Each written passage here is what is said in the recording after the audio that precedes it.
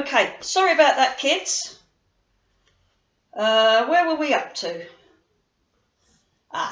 She knew the way to the shops and she knew the way to the park.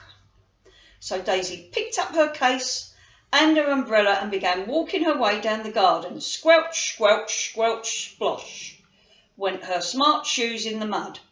Her lacy white socks were soon soaked through and she began to feel cold, but she made herself keep going. By the time Daisy reached the pavement, it was nearly midday. She was exhausted. It was one thing to be pushed somewhere in a buggy, but quite another to have to walk there. Sorry. On your own little legs.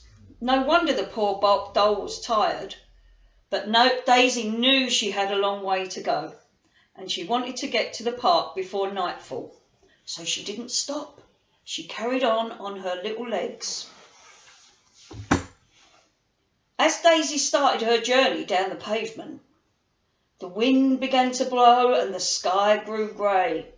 Moments later, big heavy raindrops plopped down onto Daisy.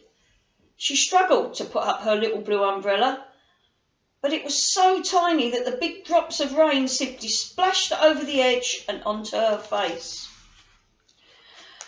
Soon her clothes and her hair were soaked. In fact, Daisy's whole self, right through to her insides, was drenched and cold.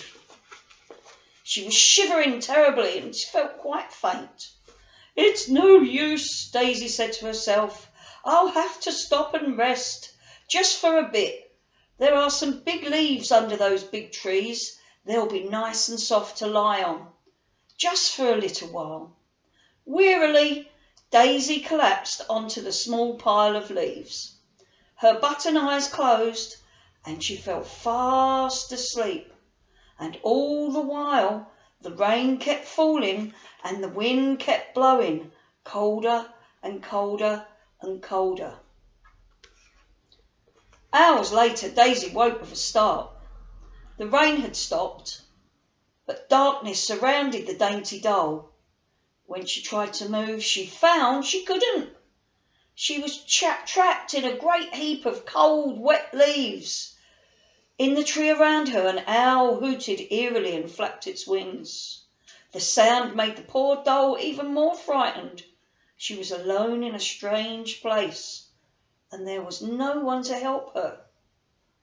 "Oh, what will happen to me now?" Daisy thought, trembling with cold and fear, remembering Laura's soft warm bed and Laura's soft warm arms around her, and she began to cry.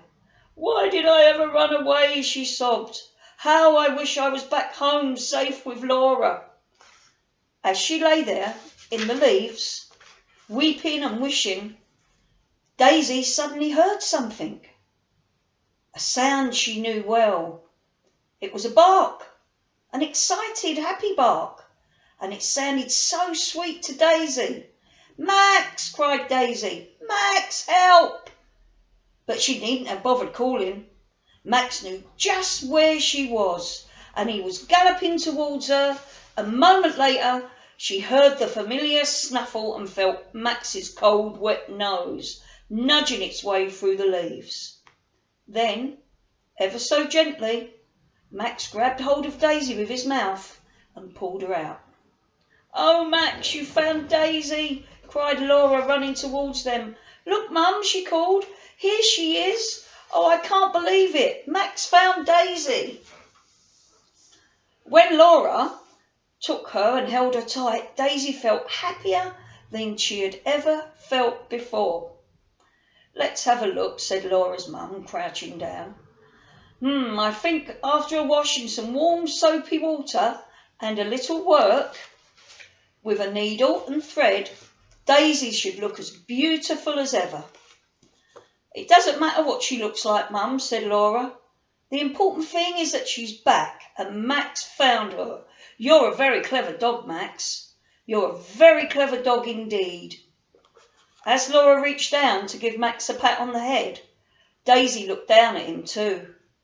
Max was the only one who noticed that at that moment Daisy's smile grew just a little wider, and one of her shiny button eyes winked.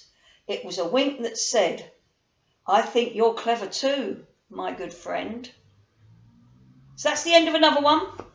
Probably time for you to go to sleep now. And I'll tell you another one soon. Good night.